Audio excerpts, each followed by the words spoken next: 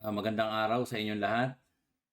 Ang pag-uusapan natin guys, itong recent statement ni Sen Marcoleta tungkol dito kay Vice Ganda, no? And then yung kay PBBM din, inspection yung inspection niya sa flood control sa Bulacan at yung mga statement ni Architect Palafox. Panoorin natin guys muna itong kay Vice Ganda, no? Maganda din ako. Ngayon, Wow! Maikli lang to. Tsaka ako noon. gusto mo ng pruweba? Tinatanong ko lang naman kung naniniwala kung tsaka ako noon. Yes or no lang yun, may pruweba ka pa.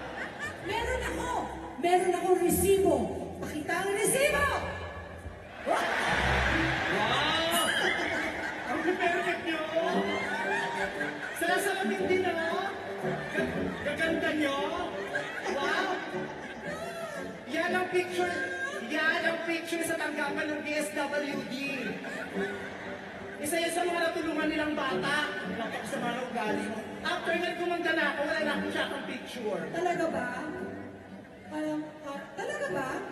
Yan lang ang makikita mong tsakang picture, Richie. Other than that, wala na, sorry. Ipakita ang resibo.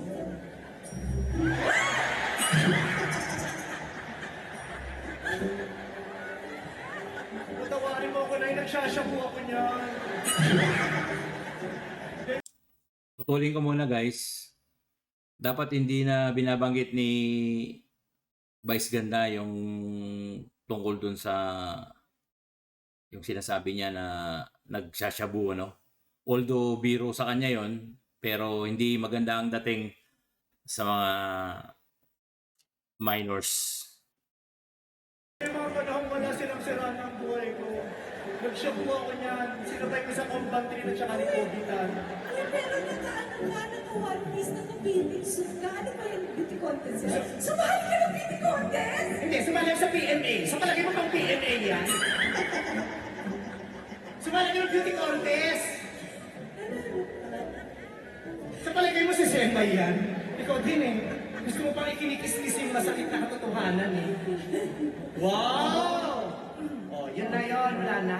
Meron pa. Ate, ba't ang dami? Sinasabi ko na nga ba? Uy, putang ina doon, hindi ko nilalabas. That's a very private picture! Wow, Senator Grace, tawang-tawa. Wow, sige nga, tindigan mo nga si Marcoleta, tingnan ko kung matatawa ka.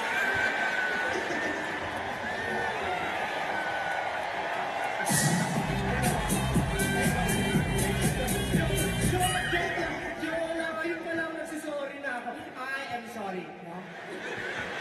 Pati si GMA. Grabe kayo sa GMA yun, di ba? lang yan, kaya bukas yung course ko. I am sorry. Inusukan.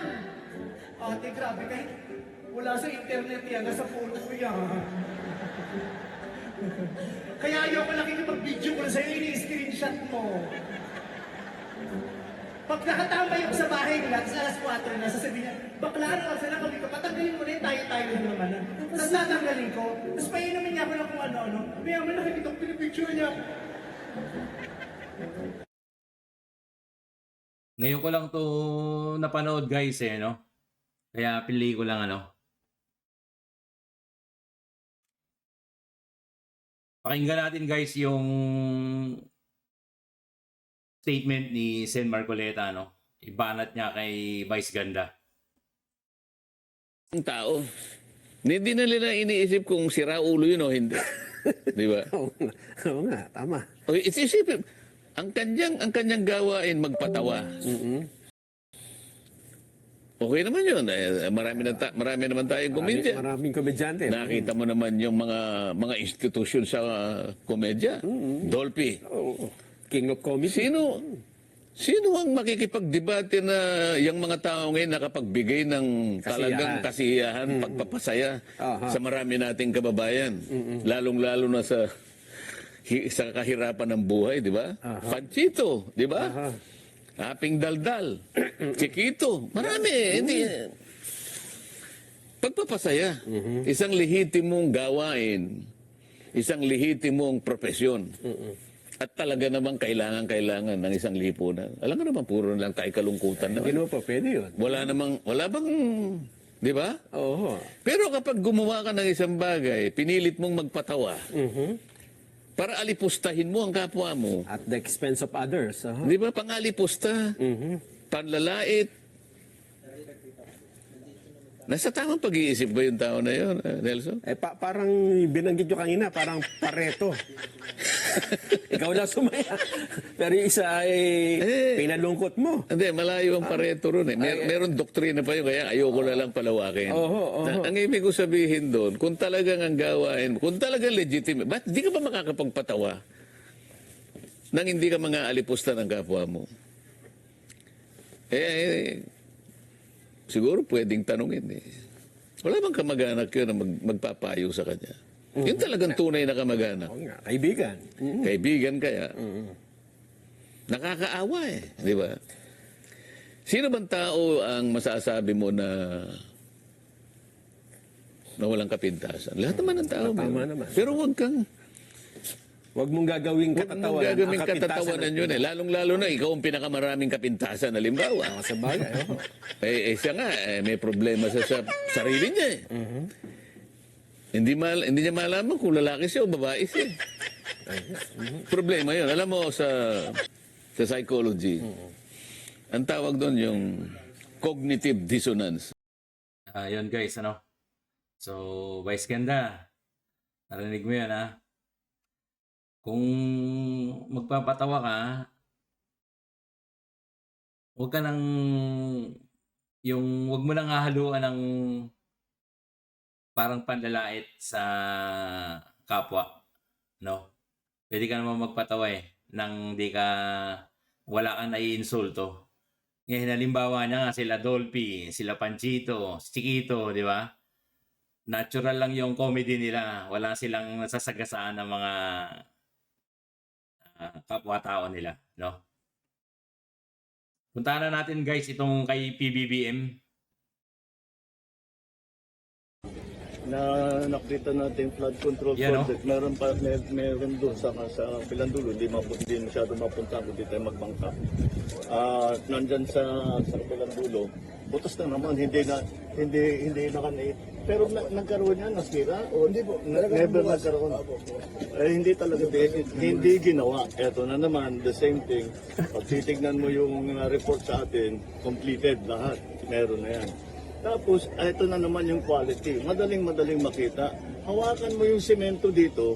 Unang-una yung semento, ganyan lang kakapal. Dapat 18 centimeters. 18 cm, mga 8 inches. Parang kalsada. Dapat ganyan kakapal. Ganyan lang naman dyan.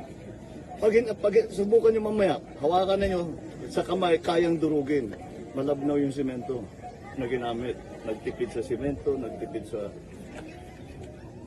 Tapos, meron dapat desiltation. Dapat doon na naman. Putulin ko muna guys.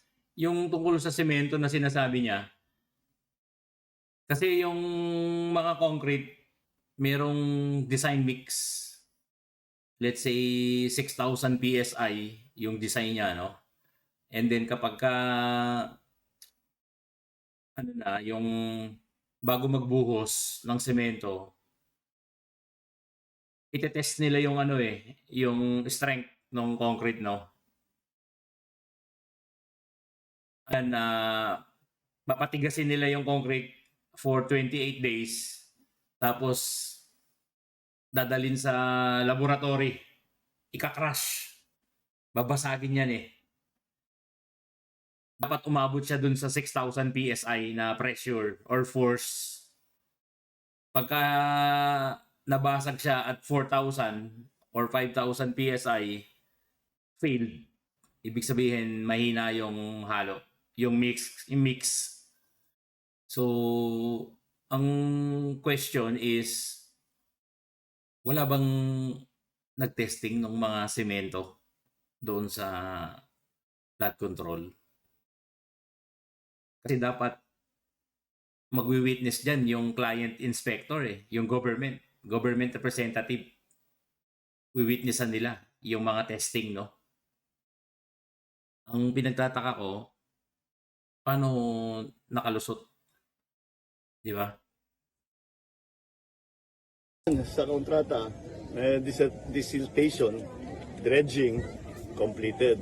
Tingnan naman ninyo, paano magiging completed yan? Tingnan ninyo. May isla sa gitna. Tinutubuan na ng damo na napaka... Masukal na yan, yun. Ibig sabihin, matagal na silang hindi nagde-dredge. Although sa report namin, nagde-dredge sila. Ayan na naman. Para hahanapin natin yung sinong responsible dito sa gobyerno, sa private. At kailangan managot sila dito sa kanilang ginawa. Managot sila, huwag sila managot sa akin, managot sila dito sa mga tao dito. Yung mga kahirapan na dinala nila sa mga buhay nila. Mr. President, dapat ang imbestigahan nyo muna dyan yung mga tao ng gobyerno. Kasi yung contractor na yan, hindi yan gagawa ng substandard or mga anomalya kung walang basbas or hindi kinonsente ng kliyente, no? Nasaan yung mga representative ng government na dapat sinecheck nila yan habang ginagawa, may mga stages. Dapat may nagche-check. Hindi yung kung kailan natapos na, saka tatawagin, no? Hindi mo na makikita yung mga bakal niya, nakabaon na yan Di ba? So habang ginagawa yan, sinecheck yan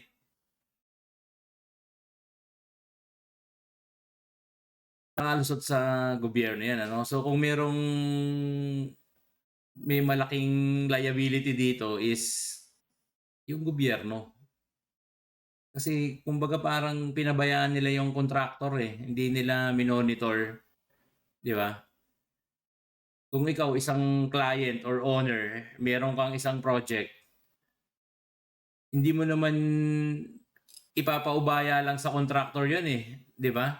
Kukuha ka ng representative mo para magbantay doon sa proyekto na yon. Otherwise, magkakaroon talaga ng dayan. Kaya may mga inspector, quality inspector Yun yung job nila or responsibility nila Doon, may question sa cut ng ating flood zone dahil yung bakal na nandun sa loob parang hindi na nakabaon sa lupa. Kaya dumadaan yung tubig, tubig sa ilalim naman. Dumadaan pumapasok ng tubig. Tignan naman ninyo. Kailan last time na kung nandito? Malakas. Yung bagyo. Yung last time yung bagyo. Mga habagat. Oo, yung habagat dito. Hanggang ngayon, nakita naman ninyo pagpasok namin dito. Tayo lahat, puro parang swamp medyo, hindi na puro tubig lang ang makita mo. Kaya dapat, ito, alam na namin, this was what was this, sinong kumpanya ito? St. Timothy. St. Timothy ito. St. Timothy, ang kontratista dito. Kaya titingnan natin, kailangan pasagutin natin kung bakit ganitong ginawa nila. Mas mabuti pa, dapat pumunta sila rito, pakita nila gano'ng kahirap ang buhay na binigay nila sa mga kababayan natin. Ang dating kasi guys, parang focus lang si PBBM sa contractor, no? Although minimension niya rin na yung mga government official na in charge dyan is dapat papanagutin. Pero ang dating nung investigation nila is nakasisi sa contractor. Ito nga yung sinasabi ko dun sa nakaraang vlog ko na yung contractor, hindi yan gagalaw ng sarili niya. Susunod at susunod sa kliyente yan Kung ang kliyente is nagbigay sila ng standards or pamantayan na susundan, susunod yung kliyente. Pero kung kinonsinti ng client, yung contractor, nakipagsabuatan sila, conspiracy, ganyan talagang mangyayari dyan, no? So, yun yung pinagtataka ko dito kay PBBM, Parang ang mangyayari dito, yung contractor ang maiipit Kumbaga naghahanap sila ng masisisi na which is dapat yung government officials na responsible dyan sa mga flood control na yan ang dapat managot. Kasi nagpabaya sila eh. Ano yun eh, negligence. Hindi pala kaya gagawin namin ngayon na naalaman na namin. Mabuti nga yung website nandyan eh at marami nang nagsusumbong. Basta kayo, gamitin ninyo yung para doon sa flood control. Oo, sige, lipagan kayo. Mag-report kayo. Paulit-ulit yung report na sa akin, report na kay Gob, report na kay Gob, lahat ng report na ninyo para alam na, pati sa press, report ninyo para alam namin lahat. Dahil hindi pwedeng ganito. This has been going on for years. Kailan inumpisahan ito? Kailan na itong dike?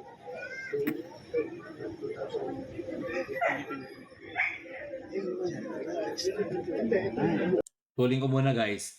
Sabi niya i-report daw nung mga itong publiko pag may nakitang yung sablay doon sa project. Project dapat nga minomonitor yan mula umpisa. Hindi yung kung kailan natapos na, saan nyo ngayon titingnan, no? Lalo na yung civil works. Maraming stages yan Yung pag-aaralan nyo yung lupa, ihahanda nyo yung surface niya, no? Nagkakaroon ng compaction para matibay yung lupa. May testing din yun. Tapos, yun nga, yung mix ng semento, chinecheck din yun. Pati yung testing niya, yung strength. Tapos, yung mga bakal, yung material receiving muna, di ba? I-check muna ng quality kung nag-comply ba sa specification yung mga bakal na gagamitin, no? Tapos pag ini-install na, may mga inspection din. Susukatin yung mga spacing ng rebar, kung tawagin rebar, no? Bago magbuhos, check muna 'yon.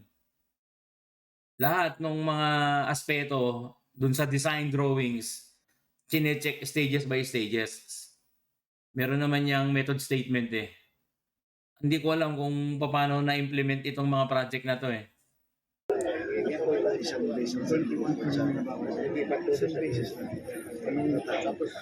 Ngayon may ongoing.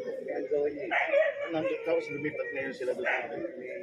Well, anyway, but ang katotohanan, under specification, yung DK Tinanong ni PBBM kung kailan daw nag-umpisa yung project Parang narinig ko 2021 Mukhang baka sa isisisi na naman kay Duterte to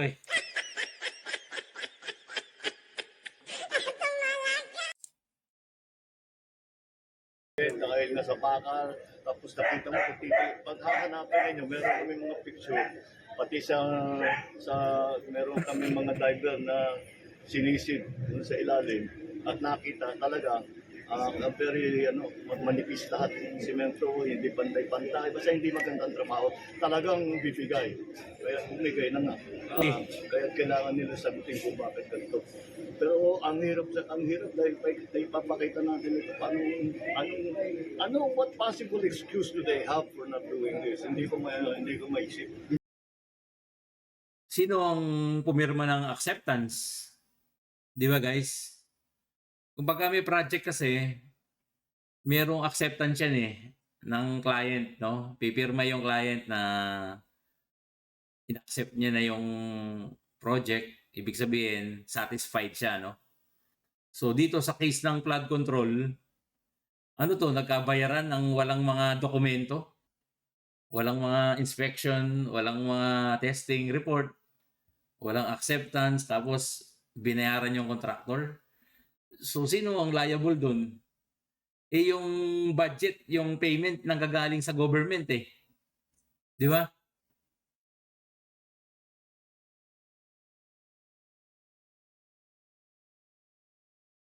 Kay Architect Palafox. Huwag isisi sa Diyos at sa Ayan, climate change. Ito ang tugon ng urban planner na si Architect Pelino June Palafox Jr. patungkol sa nararanasang pagbaha sa June bansa. Palafox. Ayon kay Architect Palafox, hindi mangyayari ito kung natapos lang ang mga flood control project. One talaga is Parañaque Spillway. Kasi di makalabas yung tubig eh. Like 22 rivers plus Mangahan Floodway drain into Laguna Lake. I also mentioned like a toilet without a flush in Laguna Lake. It's also like a big bathtub, walang drainage, hindi makalabas.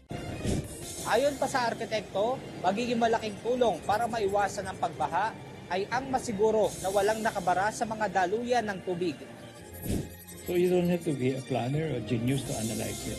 The other one talaga, dredge all our rivers. I think we're more than 400 rivers. I think 180 of them are dead. And even our esteros, drain them. Like Daniel Burnham plan for Manila was esteros of Manila comparable to the canals of Venice, navigable. Dagdag pa niya, nararapat na pag-aralang mabuti ang mga gagawing flood control sa hinaharap. Before we design, may engineering surveys, yung qualities of the soil, foundation, geoanalytics, hydrology, and so on. I don't know kung nagawa lahat yung engineering surveys before the design. Yun guys, yung sinasabi ni Architect Palafox, may engineering study, no? Bago ka mag-start ng design. No, pag-aaralan mo yung lupa, yung terrain, no? Yun yung sinasabi niya eh. Dapat may study muna. So, then the design, then implementation. Yun. Dapat really comprehensive from the research before the ano. May iwasan din anya ang problema sa proyekto kung mawawala ang korupsyon. Yeah, because the mitigation, yung infrastructure, hindi pa nagagawa. O kung ginawa naman, even the President said, haphazard, ghost projects pa, at corruption and incompetence. Kaya I think it's worse now because it cannot address the big flooding. And corruption, mukhang hindi natakot yung mga korap eh. O, wala nang factor of fear. Sana itong ni Presidente, sumbong kay Pangulo, sana ma-pursue yan. Let's help him. Sumbong tayo. Kasi kung isa lang nag-whistleblower, kawawa ka sa libel cases. Samantala, suportado rin niya ang sinabi ni San Miguel Corporation President and CEO Ramon Ang na pagtulong nito sa gobyerno para maresolba ang baha. So, simple lang yung mga suggestion ni Architect Palafox, yung mga rivers natin, i-dredge, lakihan, laliman, linisin, and then lahat ng mga drainage, lahat ng dinadaanan ng tubig, dapat tanggalin yung mga bara-bara. Tapos yung Laguna Bay, lagyan ng spillway. Kasi sabi niya, yung Laguna Bay, parang bathtub na walang drain. Pag marami ng tubig, walang malabasan. So dapat magkaroon ng way, yung tubig para ma-divert kung saan man, maybe sa Manila Bay, di ba? So siguro hindi naman gagastos ng malaki rin, Kung yung 500 billion, sobra-sobra na. Kasi yung mga dredging, lang yan paghuhukay lang yan So, ganito na lang guys.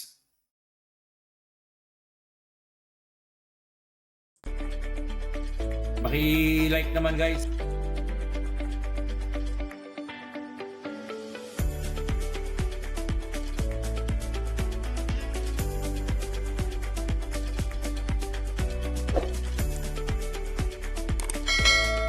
Yun guys, paki-like naman guys, and paki-subscribe na din, Thank you.